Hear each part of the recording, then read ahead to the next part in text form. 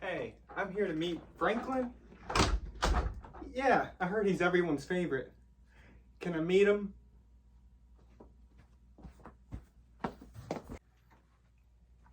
So who on earth is Franklin?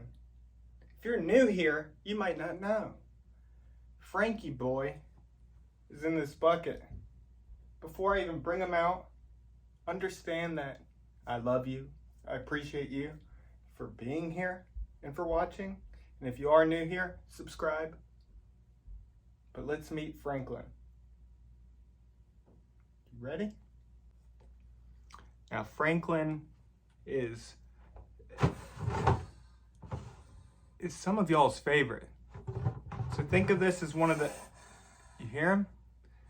Think of this as one of the introduction videos I've done with a few of the other snakes, so that you can meet my snakes and you can tell me if you want to see them. Say, hey, I want to see more Franklin. Hey, I want to see more B-Pack. That's what this will be. But we'll also talk about Franklin. But Franklin's a good boy.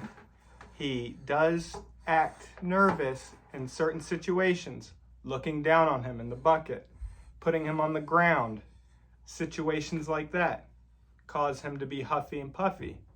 But the thing with this species, they usually don't take it much further than that.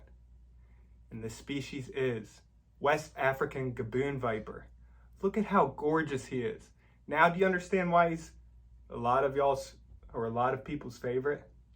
The pattern of the Gaboon Viper is incredible. If only you could see it in person. Unreal. See those little horns? Now the West African Gaboon Viper, scientific name is Bitis rhinoceros. You can see why from those nasal horns. Now there's an East African Gaboon Viper, Bitis gabonica. The West African used to be a subspecies of the East African until DNA testing and genetics showed that they are different. Different enough to be, for the West African to be elevated to species status. So now they're completely separated. Bitis gabonica, the East African, Bitis rhinoceros, the West African. Now there are some easy telltale signs to tell the difference between the two. One are those horns. West African has the horns, East African does not. That triangle pattern under the eye. In the East African, it's divided. So think of it as two triangles under each eye. 2 and 2. So 4 total. West African, it's connected. Just one triangle. This is an amazing, amazing species. Now, the puff adder is in the same genus, Bitis. Bitis is a genus. The puff adder is in the same genus as the Gaboon Viper. And the Rhino Viper, which to me is the most beautiful snake on earth, is in the same genus as the Gaboon Viper.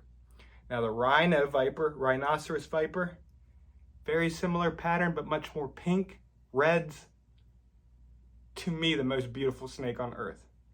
Now when this snake is on the forest floor among the leaf litter, pretty much invisible. Like I said, they usually don't take it much further than the huffing and puffing.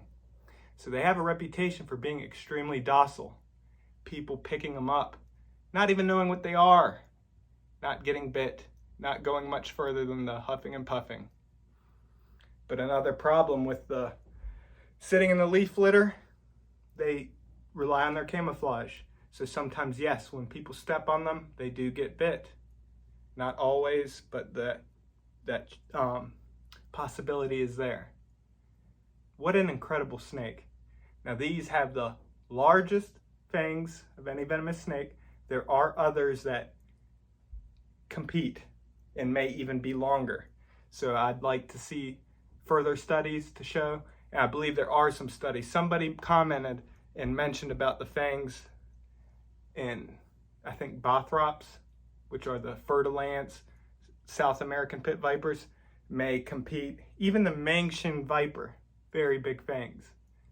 So those, I'd like to just see if they determine if other species have longer fangs. These also have the highest venom yield of any venomous snake. Look at the massive head. Now I'm going to show you a snake shed from an adult. Imagine a 5-foot long gaboon viper, how big their head is. Massive venom glands, lots of venom. Now these appear sluggish because the way they move, like a caterpillar almost, it's called rectilinear locomotion. Looks like a caterpillar, straight line, very, very slow. But they're quick. They can be quick when they want to. They can move quick, but they also strike super quick. Think about the gaboon viper. They explode when they strike. They sit there motionless. Then they just fling. They can fling any direction over their body. And when they grab their prey, they'll lift their head up off the ground to keep that prey from gaining traction on the ground and getting away. So they'll hold their head up. It's so awesome to see. But again, super explosive. And bring it back to the adult. Imagine feeding a big adult. It's like a train hits you. Just incredible. I don't know how you can look at this snake and not see the beauty in this. This is just amazing.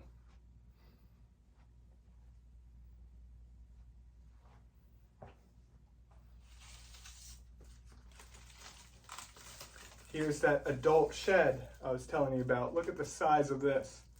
We're going to compare that with Franklin.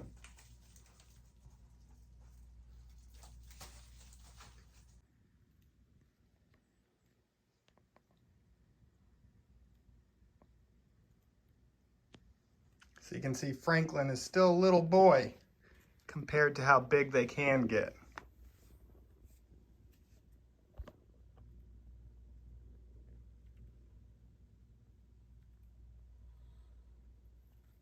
I'm going to be patient, see if he does the rectilinear locomotion.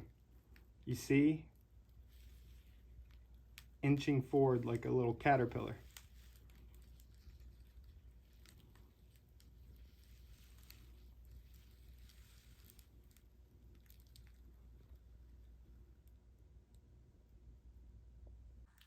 Now, before I end this video, I'm going to show you examples of the size of their fangs. Remember, this is going to be from Franklin. Look how tiny he is compared to an adult. I'm going to show you him readjusting his jaws so you can see the size of fangs even from one this small. They say they can get up to 2 inches long.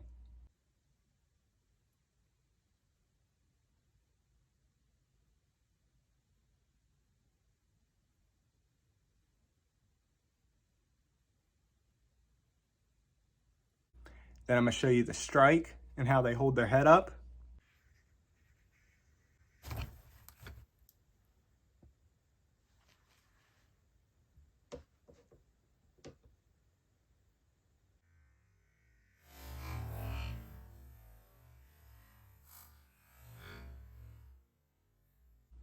I'm also going to show you the rectilinear locomotion.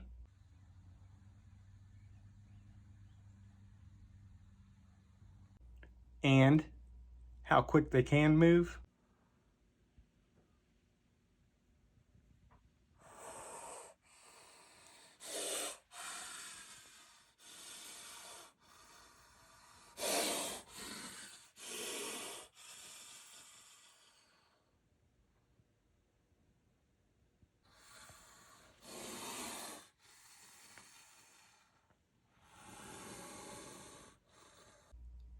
But yeah, incredible.